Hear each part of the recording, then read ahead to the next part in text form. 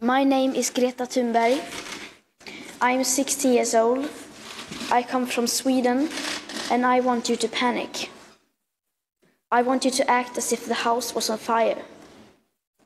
I have said those words before, and a lot of people has explained why that is a bad idea. A great number of politicians have told me that panic never leads to anything good. And I agree. To panic unless you have to is a terrible idea. But when your house is on fire and you want to keep your house from burning to the ground, then that does require some level of panic. Our civilization is so fragile, it is almost like a castle built in the sand. The facade is so beautiful, but the foundations are far from solid. We have been cutting so many corners. Yesterday, the world watched with despair and enormous sorrow how the Notre Dame burnt in Paris. Some buildings are more than just buildings. But the Notre Dame will be rebuilt. I hope that its foundations are strong. I hope that our foundations are even stronger, but I fear they are not. Around the year 2030, 10 years, 259 days and 10 hours away from now, we will be in a position where we set off an irreversible chain reaction that will most likely lead to the end of our civilization as we know it. That is, unless in that time permanent and unprecedented changes in all aspects of society have taken place, including a reduction of our CO2 emissions by at least 50%. And please note that these calculations are depending on inventions that have not been yet invented at scale. Inventions that are supposed to clear our atmosphere of astronomical amounts of carbon dioxide. Furthermore, do these calculations not include unforeseen tipping points and feedback loops, like the extremely powerful methane gas escaping from rapidly thawing Arctic permafrost? Nor do they include already locked-in warming hidden by air pollution, nor the aspect of equity or climate justice clearly stated throughout the Paris Agreement, which is absolutely necessary to make it work on a global scale. We must also bear in mind that these are just calculations, estimations. That means that these points of no return may occur a bit sooner or later than that. No one can know for sure. We can, however, be certain that they will occur approximately in these time frames, because these calculations are not opinions or wild guesses. These projections are backed up by scientific facts concluded by all nations through the IPCC. Nearly every major national scientific body around the world unreservedly supports the work and findings of the IPCC. We are in the midst of the 6th mass extinction, and the extinction rate is up to 10,000 times faster than what is considered normal, with up to 200 species becoming extinct every single day. Erosion of fertile topsoil, deforestation of our great forests, toxic air pollution, loss of insects and wildlife, the acidification of our oceans. These are all disastrous trends being accelerated by a way of life that we, here in our financially fortunate part of the world, see as our right to simply carry on.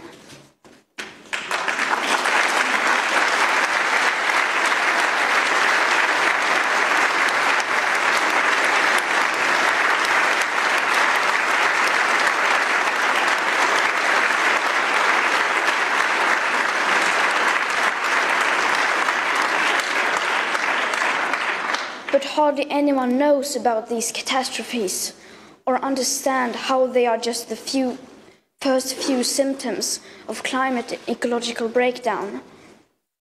Because how could they? They have not been told. Or more importantly, they have not been told by the right people and in the right way. Our house is falling apart, and our leaders need to start acting accordingly, because at the moment they are not. If our house was falling apart, our leaders wouldn't go on like you do today. You would change almost every part of your behavior, as you do in an emergency. If our house was falling apart, you wouldn't fly around the world in business class chatting about how the market will solve everything with clever small solutions to specific isolated problems. You wouldn't talk about buying and building your way out of a crisis that has been created by buying and building things. If our house was falling apart, you wouldn't hold 3 emergency Brexit summits and no emergency summit regarding the breakdown of the climate and environmental.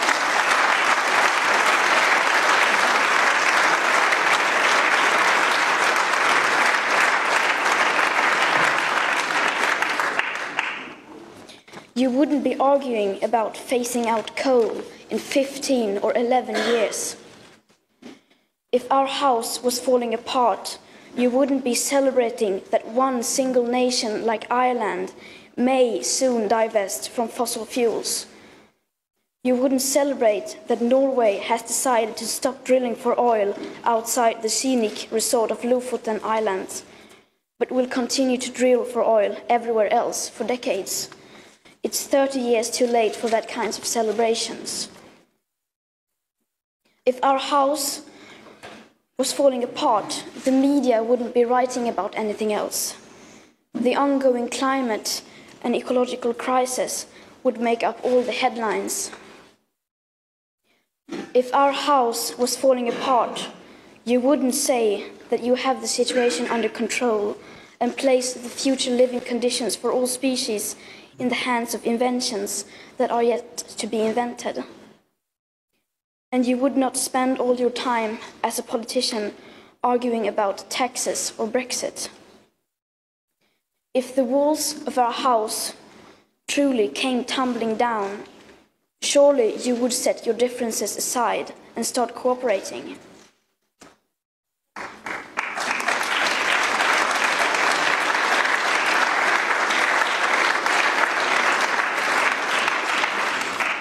Well, our house is falling apart, and we are rapidly running out of time, and yet basically nothing is happening.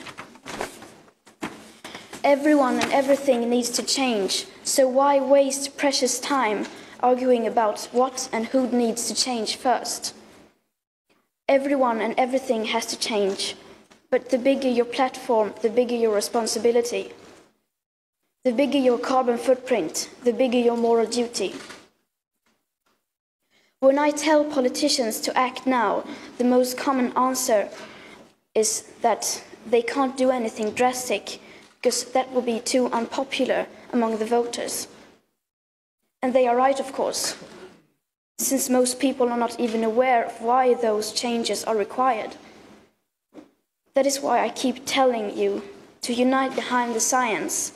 Make the best available science the heart of politics and democracy.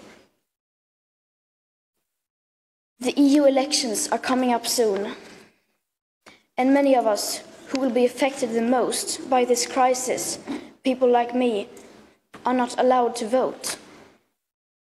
Nor are we in a position to shape the decisions of business, politics, engineering, media, education, or science.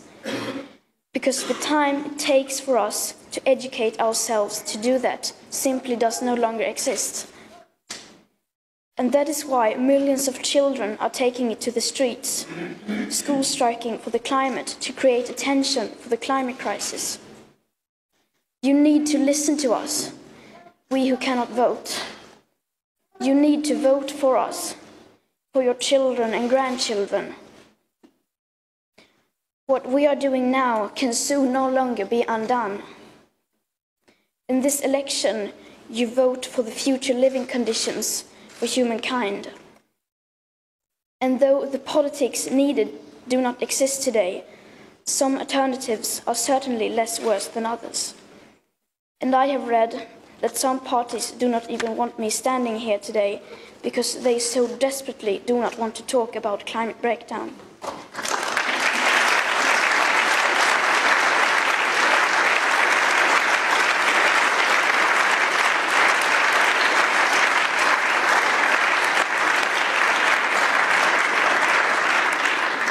Our house is falling apart.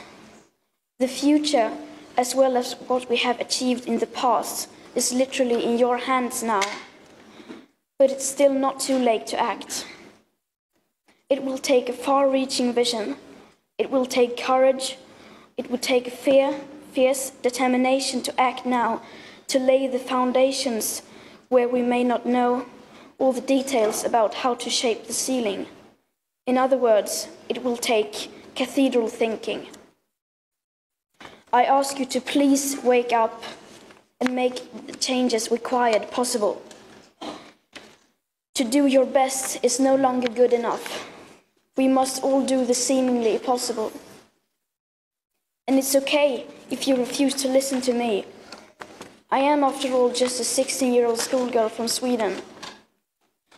But you cannot ignore the scientists, or the science, or the millions of school striking children who are school striking for the right to a future. I beg you, please do not fail on this.